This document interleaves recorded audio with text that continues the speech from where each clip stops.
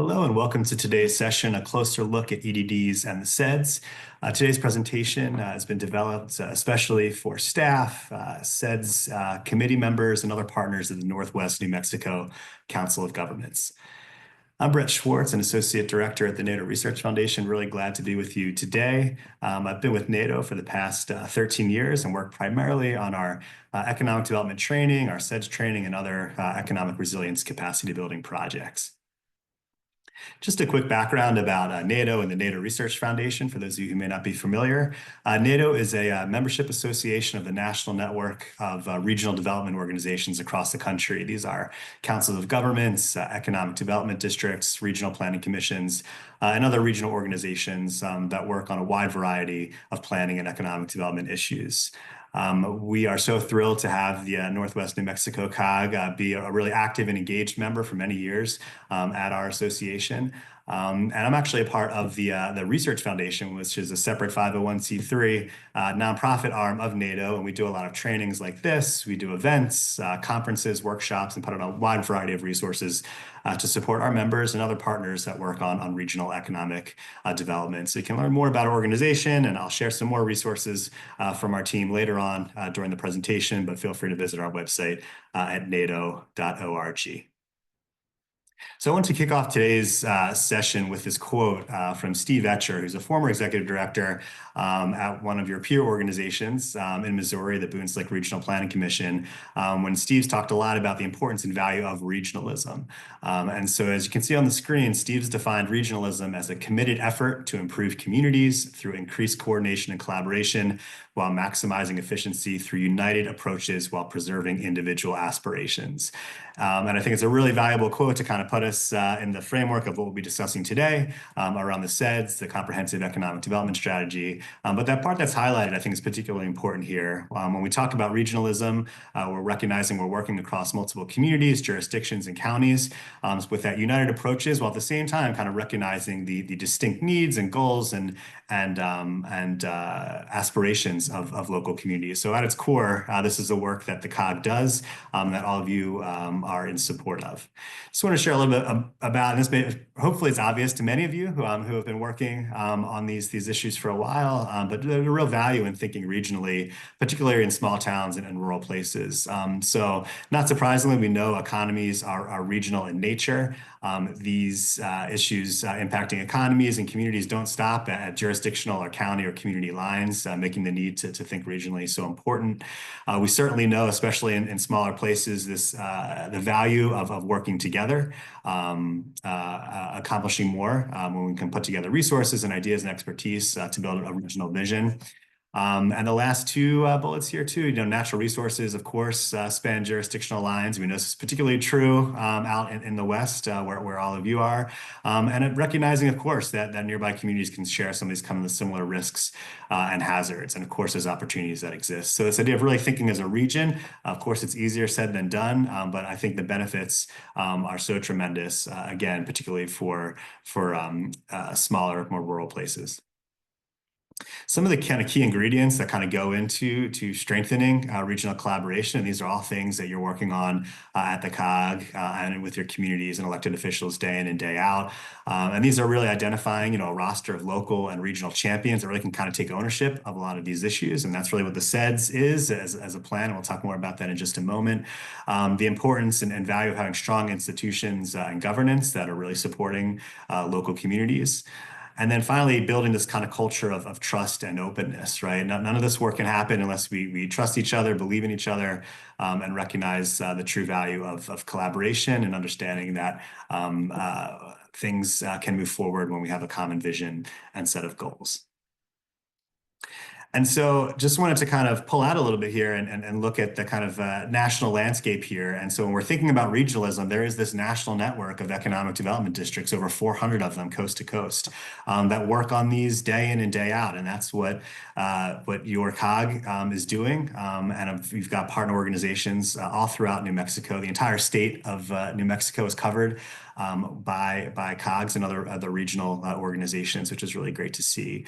But there's 400 plus of these similar peer organizations across the country that work on a wide variety of issues related to planning and economic development.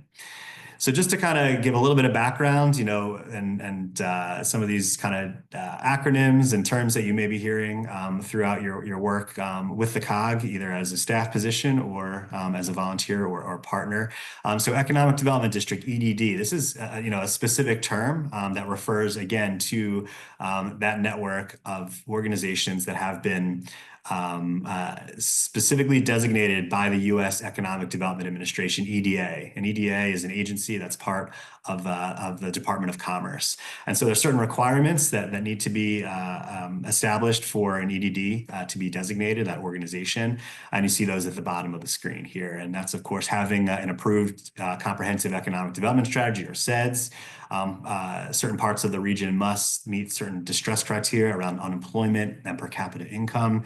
You have to get support from your local jurisdictions and the state government. And then finally, approval from the EDA regional office. And New Mexico's regional office is part of the EDA Austin region. There's 5 states that are part of the EDA Austin region. That's New Mexico, Texas, Oklahoma, Louisiana, and Arkansas. And so just a little bit of history here too. We've really seen the growth and expansion of EDDs. The first districts were established in the mid-60s.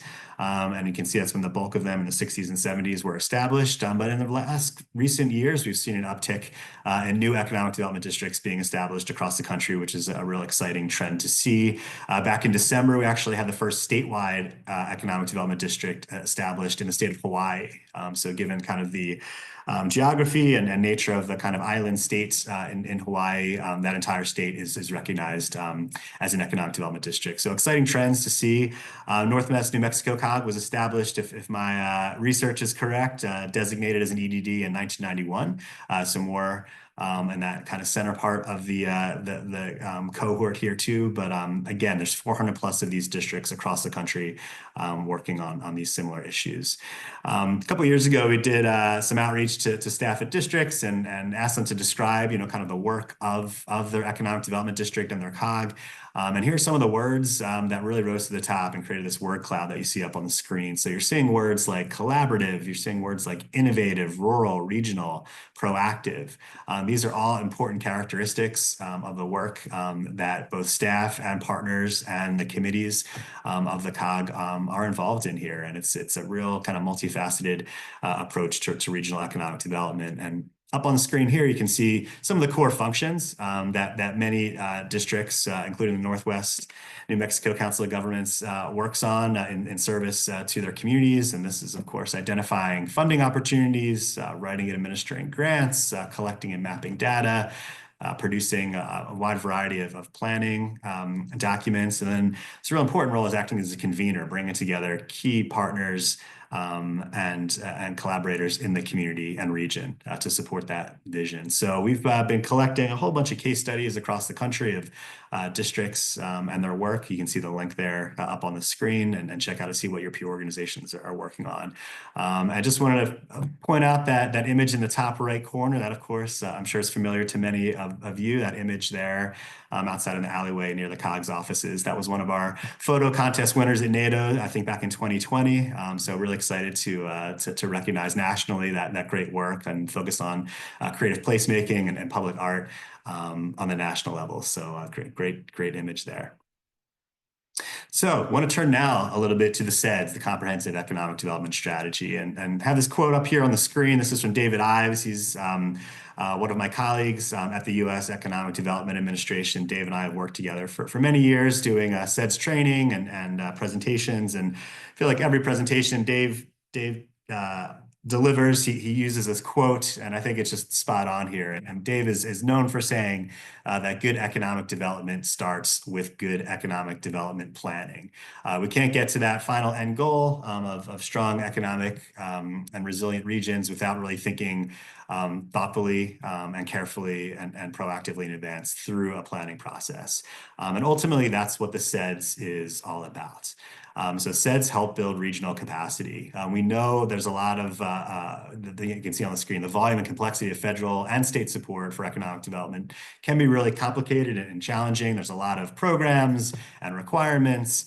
and notices of funding that are coming across. And so to have an organization like the COG, like the district, in place to be able to kind of identify some of these funding opportunities is just so crucial. And so that CEDS process is a real chance to be able, as you can see at the bottom, to scan, prioritize, and kind of coordinate a lot of these approaches to benefit and access local, state, and federal funds to support your regional vision. So when we talk about the CEDS, here's kind of four kind of broad ways to really think about what the CEDS is. And this is some, we borrowed these from some other districts and ways and language that they've used to describe their CEDS. And this is some other ways that we've kind of talked about it with our partners. And I think these are kind of valuable kind of frames, especially when you're speaking with the general public and other local partners about what the CEDS process is and the value of the CEDS, to really kind of put it in perspective. So the first way that I like to talk about the CEDS is it can really kind of act as your region's kind of state of the union, right? Or state of the region. And if you think about a state of the union address, really it's an opportunity to kind of share with the world, really kind of what's happening in your community or region, where things are, where they've been, and ultimately where you hope them to go. So it's a real chance to kind of highlight and spotlight the work and effort that's happening underway in your region and really set a vision for that going forward. We've also talked about the CEDS as a strategic plan, right? So, and in two ways, actually. So the strategic plan, both, of course, for the region to have a really coordinated and thoughtful approach for economic development, so more outward facing, but also for the COG itself to really serve, and this is particular for the staff at the COG, to have a document in place that can help kind of keep you honest and focused and on target for what ultimately your regional vision is. One thing I really want to stress, though, on the strategic plan is that this is not the COG as an organization's responsibility to implement alone. So the COG is kind of the coordinator and helps kind of drive the process forward. But really, the ownership is the entire community and the entire region. And all of you who may be kind of tuning into this training, recognizing your backgrounds and expertise and partnerships and knowledge that you bring to this process. So I think it's really important. It's a real team effort. You probably hear that often. Economic development is a team sport. And it's really recognized, I think, through the CEDS process that it's a real all hands on deck approach for making this happen. One other way we like to talk about the CEDS here is, of course, is a roadmap for economic development on any sort of journey that you're on. Of course, to have a map in place to kind of know where you are and where you want to go is just so crucial. If not, you're just kind of chasing funds, you're chasing trends, you're just kind of going wherever the wind may blow. But by having a strong regional vision in the CEDS established, that keeps you kind of on course and on track towards where you want to be.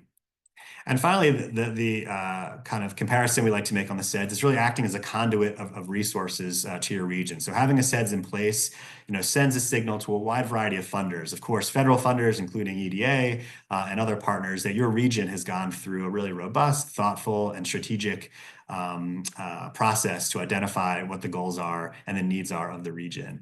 But also to other funders. This could include private industry, developers, and others, as well as philanthropy and other entities that would be interested in looking at your CEDS and really identifying kind of what those goals are that are established. So having a CEDS in place doesn't automatically bring resources, of course, into your region, but it really sends a signal to those that can support your vision. Again, that you've brought the community together, that you work with key partners and stakeholders, and that ultimately your region is prepared for investment and support. So on that note, I just want to dive in a little bit more into kind of the specifics of the CEDS over the next few slides. There's a lot of text on these few slides. Don't be intimidated, and you'll have access to take a closer look at these slides at your own leisure as well.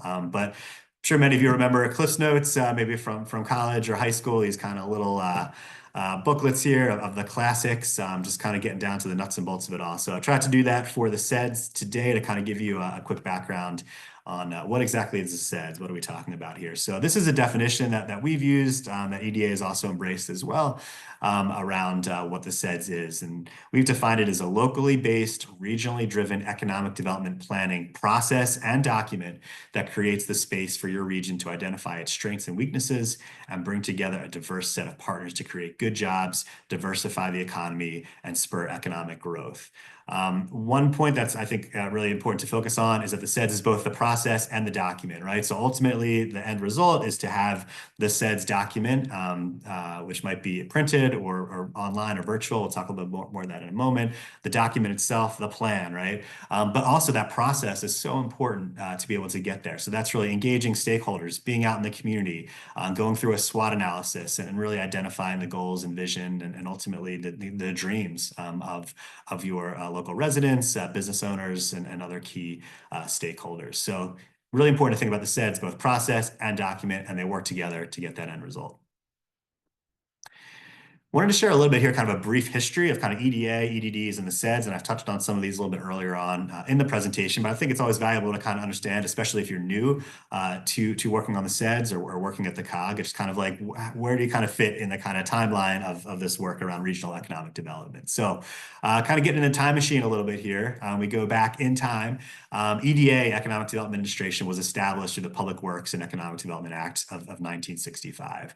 And the purpose of that was to facilitate public works projects, create jobs, and build local capacity in distressed rural parts of the United States. So EDA was really in the spirit and the vision of President Johnson's kind of Great Society initiatives in the mid-60s to combat poverty, lift up the country economically. And so EDA, again, established in 1965. So this year, 2025, celebrating the 60th anniversary of EDA, which is really exciting. That following year, after EDA was established in 65, you saw kind of the first development of the first economic development districts that were established. There's a recognition that there's an importance to have professional staff embedded in local communities that are of the communities and regions to be able to provide that kind of technical assistance and support to access funds and resources. So the EDDs have evolved over the years, over those 6 decades, but that kind of core function of having staff there that have the partnerships, that have the expertise to be able to kind of drive this vision forward and bring together partners has been around since the start. So initially, EDDs were required to develop what was called Overall Economic Development Program, OEDP, which was kind of like a precursor to the CEDS. But the CEDS, as we know it, was kind of established in the late 90s, 1998 with EDA reauthorization. The biggest kind of change to the CEDS happened about 10 years ago in 2015 with the release of new CEDS content guideline updates, which I'll talk a little bit more in a few slides from now. But those updates really offered recommendations and examples about how to complete the required sections of the CEDS, and also introduced this concept of economic resilience, which I'll discuss in just a moment, which really underpins the kind of core spirit of what the CEDS is all about. So the CEDS content guidelines have kind of changed and altered kind of depending on the administration. And so you'd see back in 2023, there were new sections included in the CEDS content guidelines on equity, on climate resilience and workforce development. This past year, with the new administration in office, we've seen those sections on equity and climate resilience been removed. So we at NADO are always kind of tracking the current latest guidance and information from EDA about what goes into the CEDS, and we share that with all the districts and, of course, with staff at the COG. So we're continuing to kind of identify what those goals are then and guidance from federal EDA. So as I mentioned earlier, in almost 60 years since the first EDD was designated in Texas, you've got this national network of over 400 organizations that cover around 85% of the counties in the United States. So almost every county covered. There's a wide variety of reasons why there's some places that don't have economic development districts. Some of these places that don't are also served by other sorts of regional organizations, perhaps an MPO or another COG that just doesn't have the EDD designation. A few other quick details about the CEDS. Again, as I mentioned, this is required for designation as an economic development district from EDA. The vast majority of CEDS that are kind of written and maintained across the country are done through economic development districts like Northwest New Mexico COG. However, there are lots of other entities that write CEDS. There's a handful of tribes that also have partnership planning grants with EDA that write the CEDS, some local municipalities, and then also some states have also written some statewide CEDS as well, which kind of consolidate and coordinate a lot of the CEDS from across the state and more of a statewide vision, which is an interesting trend we've seen over the past couple of years. Other quick details, the CEDS are kind of written, kind of big rewrites every 5 years with annual reports that are submitted to EDA to kind of track progress. These CEDS are submitted again to your EDA regional office. Those are the folks in Austin that are working on this. And then the last two bullets here, many of you that may be listening today may be part of the CEDS committee. There used to be requirements years ago that kind of had specific quotas of kind of who should be on the CEDS committee in terms of kind of private industry and workforce and real kind of specifics about who should staff the CEDS committee. That has shifted in the past decade and now you can see the quote here, the CEDS committee must represent the main economic interests of the region. So that gives a lot of flexibility and leeway to the district, to the COG, to be able to identify those partners and really encourage, this CEDS committee is really kind of the driver of the process. Those of you that are a part of the CEDS committee, I hope you're really enthusiastic and excited about this opportunity to really help kind of set the vision and bring, again, your expertise and knowledge. But the ultimate goal of the CEDS committee is to have kind of a wide range of those economic interests in the community. And then finally, this last bullet here too, having a CEDS in place is a requirement for some EDA funding, particularly the EDA Public Works and Economic Adjustment Assistance programs that many of you are likely familiar with. And also a handful of other federal agencies like to see the CEDS in place, again, as I mentioned, because it shows that your region has gone through a robust, thoughtful planning approach and has a real goal for how funds can be deployed locally and regionally. So there's, kind of 5 key areas, required sections of the CEDS. And I'm not going to go into too much detail on each of these. We have a lot of other resources that we can share later. But these are the kind of 5 areas that are required for the CEDS. And the first is kind of a summary background, which really kind of answers the question, what have we done? It kind of gives you a big overview of your region, what are key industries, demographics, and much more, again, kind of backed by data. So kind of sets the tone, the groundwork for the rest of the plan. The SWOT analysis, and I'm sure many of you have gone through this process, either with the COG or maybe perhaps in private industry as well, really identifies and helps answer the question, where are we now? And so that SWOT analysis, strengths, weaknesses, opportunities, and threats, this is the part of the process where you're really doing the kind of public outreach and engagement.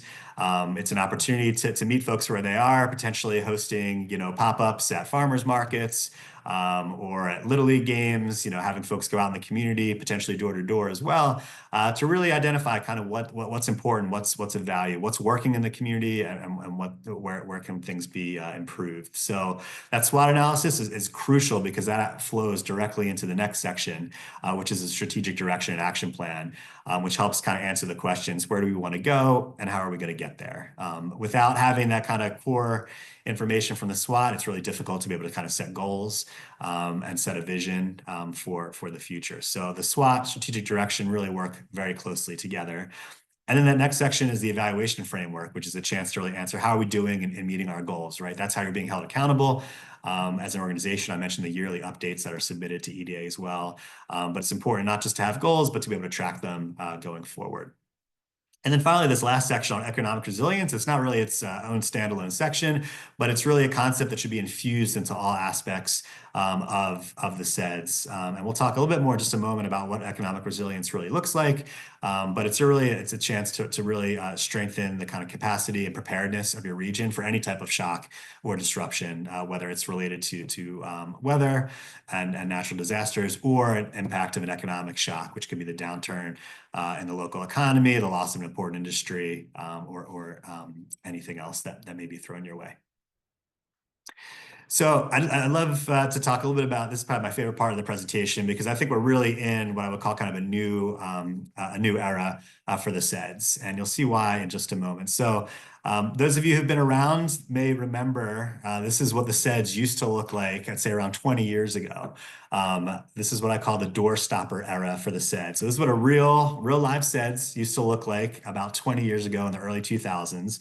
A giant binder full of charts and statistics and appendices and who knows what else has been included. This is an actual CEDS from the EDA Denver region from that era. And what I've been told is that this was actually one of two volumes of the CEDS. So that's only half of the CEDS that you're actually seeing. So hence the nickname I gave it, kind of the door stopper era, this kind of giant binder that's being sent off to the EDA regional office to kind of check the box of we did the CEDS, kind of, what's next here too. So this, as you can imagine, not a particularly inspiring, exciting project to be a part of. And it's certainly not geared towards the public who would really benefit from knowing what this information is in the CEDS. So fortunately, flash forward to now, right? And these are what the CEDS look like in today's day and age. You'll see they're much more visually appealing. They're using a lot of images from the local regions. They're using infographics, very readable. And we've seen a lot of CEDS in the past few years that are as short as 30, 40 pages, so almost magazine style, something that you can kind of pick up and share in the community that, again, identifies, really what's happening locally and ultimately is a chance to get people excited about the process. This binder will not get people excited about regional economic development. I don't think anyone's going to look at that and say, how can I help make this plan a reality, right? On this side, these are things, again, and I like to kind of say, like, the CEDS could possibly be something that could be sitting in a waiting room at the doctor's office, next to People Magazine and Time or whatever else. Someone could pick it up and read it and really get excited and inspired about what's happening locally and say, how can I get involved? So these are what today's CEDS look like. On the left side of the screen, those are more printed versions. On the right side of the screen, we've seen more CEDS kind of move into kind of a digital online through different dashboards and databases and story maps as well. So the sky's really the limit on what the CEDS can be.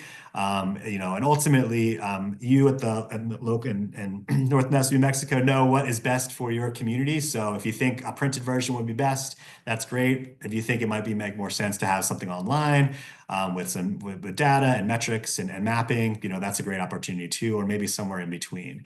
So EDA really, empowers the local communities to identify what's best in terms of what that final document looks like. So there's that requirements that need to be into the CEDS, as I mentioned earlier, the SWOT, the summary background, the evaluation framework, and those goals, but kind of what the CEDS looks like and how it's being presented to the region really gives a lot of flexibility to you locally for that. And so, as I mentioned, really the reason that the CEDS look the way they do today is because of the CEDS content guidelines that were released back in 2015. If you haven't yet, really encourage you to take a look. They're not super long. It's about 35 pages and runs through each of these areas and kind of what they can look like and give some good examples in case studies, again, around summary background, SWOT, strategic direction, your evaluation framework, and your economic resilience. Again, this is not EDA telling you how to do your CEDS. It's more suggestions and recommendations for how to make it the best that it possibly can be. One thing I do want to flag is EDA's investment priorities.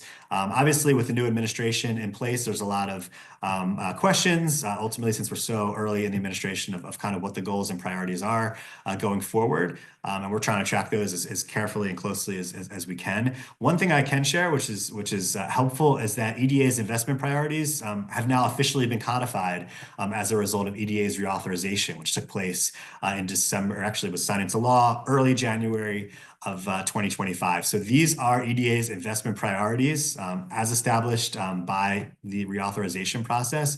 And so really, you do have an understanding and kind of conception of kind of what the goals will be for EDA in terms of where they will be funding their money and resources going forward. So these are areas that have been priorities for many, many years, but it's nice to have them kind of officially established.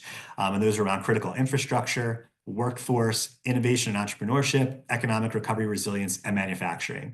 And I know that these are all priorities of your region as well. So it's really fantastic to be able to see how these can kind of coordinate with the national priorities to be able to support and fund your local projects going forward. So keep these in mind as you're working on your CEDS, also recognizing that each administration will be able to interpret what each of these priorities are differently, and kind of stay tuned. And that's what the COG is there for, to be able to identify those funding priorities as they become available.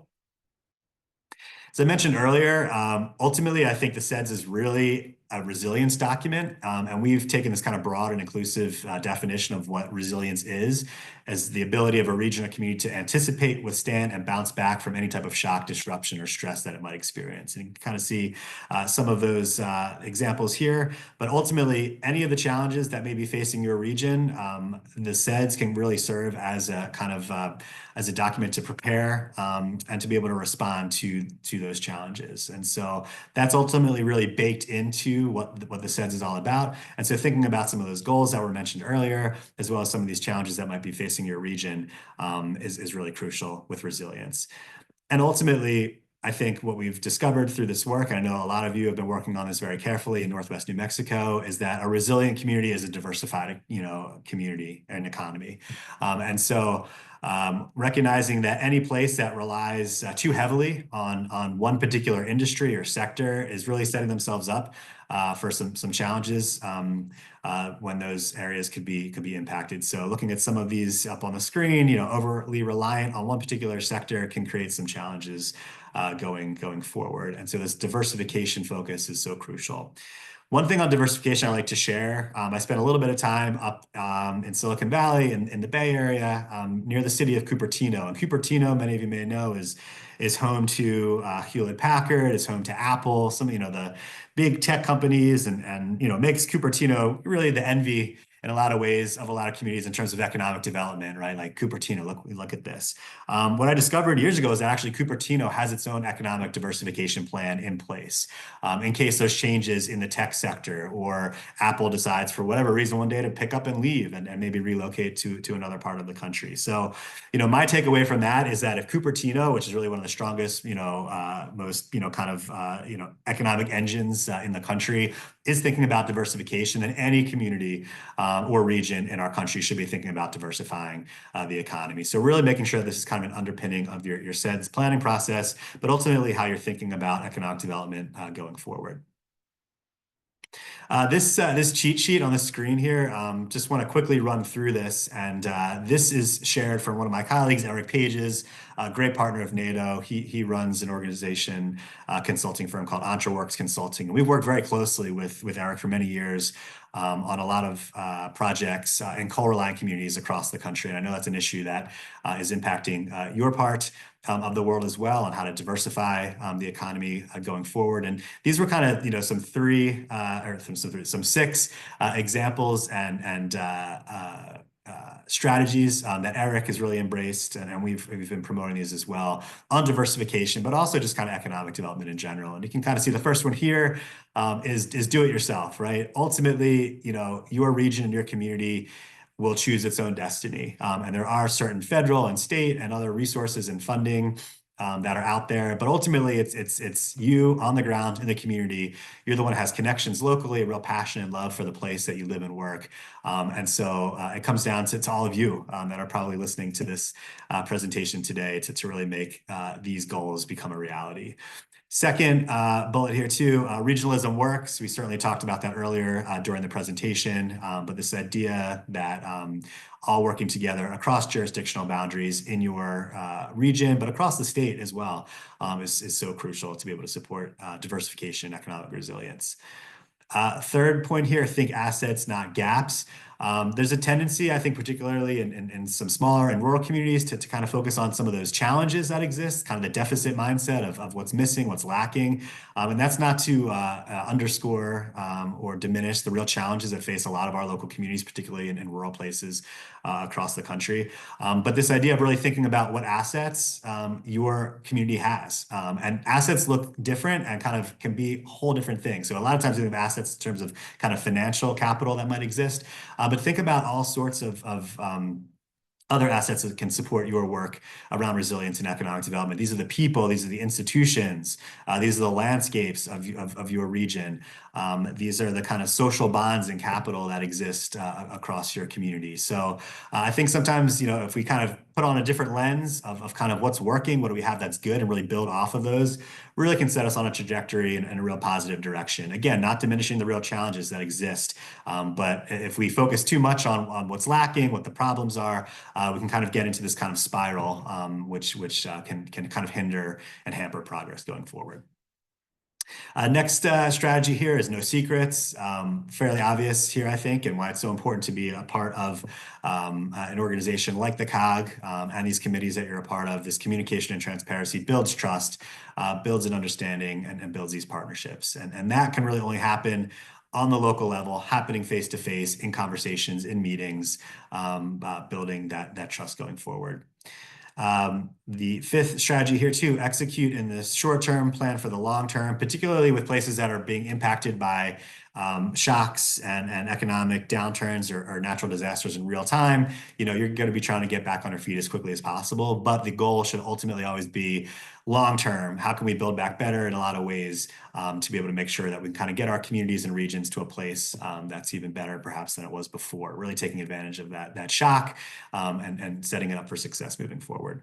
And then finally, of course, got to have a sports metaphor in one of these presentations. Hit for singles, not home runs. A lot of times with economic development, for decades, communities and regions were just trying to find the next big thing to be able to attract and pull into their communities.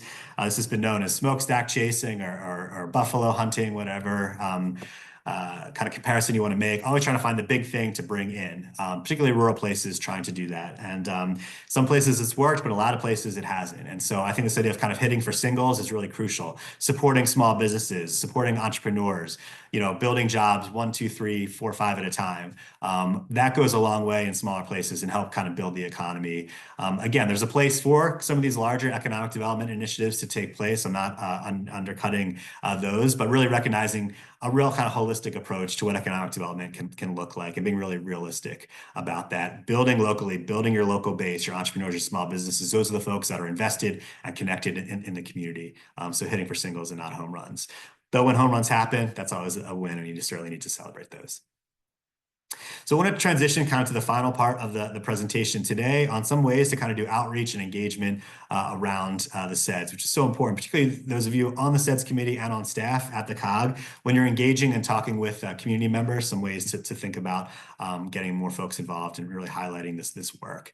The first thing we want to just emphasize is language matters. It's very easy in this kind of economic development planning world to get caught up in a lot of the jargon and the acronyms. And I know I used a bunch of them today, but really focusing on, we're talking about people, people's lives, people's livelihoods, their families.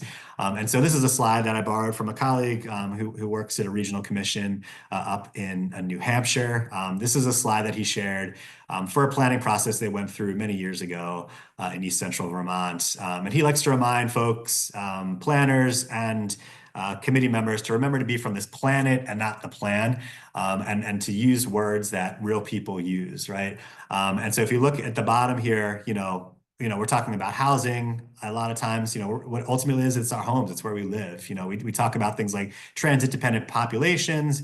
It's ultimately, it's our seniors, elders, and youth. We talk about multimodal systems, which sounds all fancy, but ultimately we're talking about cars, buses, walking, and bikes. So there's a time and place, I think, for using some of the jargon of economic development and planning, but ultimately when we're out in the community and when we're talking to key stakeholders, to really be thoughtful about what this is and really try to demystify this work of economic development, because ultimately what this is about is building, strong, healthy, resilient communities.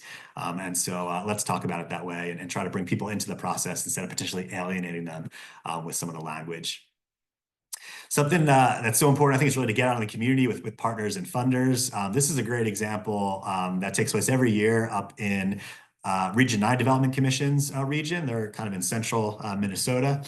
And they do a bus tour every year, every spring, to bring folks, funders, elected officials, state and federal partners, philanthropic partners, and community residents as well on a bus tour of the region to kind of meet and see kind of in action some of these projects that were funded through the CEDS and other projects that were funded through the Economic Development District's work. So again, it's one thing to kind of read a report about kind of the impacts that your organization is making. It's another to kind of go out in the community and see that kind of happening in action. So you can kind of see some photos from a recent bus tour that Region 9 did, kind of getting out in the community, a chance to support local businesses. We can see the Pleasant Grove Pizza Farm there. That was one of a recipient of one of the district's RLF loans. So again, just a chance to kind of celebrate, get out, and see economic development, happening in action. And again, this is a chance to really focus on and show funders and others what this work really looks like. Really, this is focusing here, partnering on local nonprofits and community-based organizations. So crucial here to really, kind of build that network and roster of partner organizations that can support the work of the CEDS going forward, looking at ways to be inclusive, looking at ways to be reaching as many folks in your community as possible. So you can kind of see here on the left, this is the Spanish language version of the CEDS from the Mid-Columbia Economic Development District, which is in kind of northern Oregon. It also spans the border into southern Washington as well. They worked very closely with local nonprofits and organizations, with tribal communities and also with the local Latino community to be able to kind of enrich the CEDS process and again, make sure that there's opportunities to access that across the board. Same with the Berkshire Regional Planning Commission as well, built some really deep partnerships with local nonprofits that helps kind of build the legitimacy and build some trust between the local COG and the local Economic Development District and communities that may not have been at the table in the past. So partnering with those local nonprofits really helps build trust and helps bring in more folks to this planning process. Been mentioning kind of off and on throughout the presentation philanthropy, and I think philanthropy has an important role to play in making the CEDS a reality, particularly community foundations. And I'm not super familiar with the community foundation landscape in your parts of the country, but community foundations are phenomenal partners to really make the CEDS come to life. This is a great example here, the Community Foundation of the New River Valley, which is in Southwest Virginia, so the southwestern part of Virginia. And that community foundation years ago actually aligned their funding streams with goals that were identified through the CEDS planning process. And you can see those themes here up on the screen around enhancing living and working environments, preserving rural heritage and community character, making the business environment more productive and resilient, and building healthy communities. So this is one way to, as you're transitioning from your planning to implementation, to have other partners get on board and involved with the planning process. So keep philanthropy in mind, of course, on funding opportunities, but also, community foundations are great conveners and have really great relationships in the community that can be great partners in the process. And then finally, document and share your impact with members and partners. This is a great example out of Texas, the East Texas Council of Governments that every year puts out what are called regional solution reports. These are for every single county in the COG's service area that identifies kind of success and goals and impact, really. So you can kind of see some screenshots here too on the Community Loan Center program, the impact of broadband planning, and much more. So this is not easy to do, but once they did their first round of this was really impactful. And I know the local counties look forward to seeing this every year and really makes the case for it being involved with the COG and demonstrates kind of the impact that's happening on the ground through the CEDS planning process, but also through other programs and initiatives of the COG. So document and share that impact as best you can. So as I'm wrapping up here, I joked earlier about, not using too many acronyms in your work, but I did come up with this kind of a little acronym here too a couple of years ago about, what are the most impactful CEDS here. And I hope that these are kind of themes that emerged from the presentation today. So the most impactful CEDS are creative and engaging, thinking about some of those new era CEDS that I mentioned earlier too, that use infographics, really great design, really accessible, that's so crucial. I didn't talk much about it today, but D is driven by data. There's a whole host of free data resources that are available from the federal government and other partners to support this work. This is the work mostly of the COG to be able to identify that data, but you need to have the solid data and metrics embedded in this process to be able to have baseline benchmarks to have moving forward. So there's way more. When I started doing this work about 13 years ago, data, particularly in rural places, was really hard to come by. It was a little spotty. We've come light years ahead, and there's a lot of great resources to identify rural and small town data. And then ultimately, S is probably my favorite of all these, and that's for storytelling. Ultimately, the CEDS is a chance to tell the story of your region, where it's been, where it is now, and where it's going. So really use that as a chance to spotlight the local community, local businesses, other organizations and institutions that really are the backbone of your region. For those of you that are interested in kind of learning more about some of our work at NADO and some of the resources that we have for economic development districts, we can visit our website, nado.org/EDDCOP. These are resources that were developed through a program that we're running through the Economic Development Administration called the Community of Practice. So lots of great webinars on a whole variety of issues you can kind of see here around resilience, around hazard mitigation, around wealth creation, workforce, aging, and much more. So feel free to check those out, which might be a great resource for you. That's CEDScentral.com. That's kind of our one-stop shop for all things related to CEDS. We've got webinars, case studies, some tutorials, a writing and lecture series as well. So whether you're brand new to the CEDS process or a veteran, there's likely something here that can support your work. And then finally, I encourage you to sign up for NADO News. This is our weekly e-newsletter that's sent directly to your inbox every Thursday that has kind of the latest on events, resources, and much more related to the CEDS, regional economic development, and other issues important to COGS and other regional development organizations. So sign up on our website to get NADO News delivered to you each week.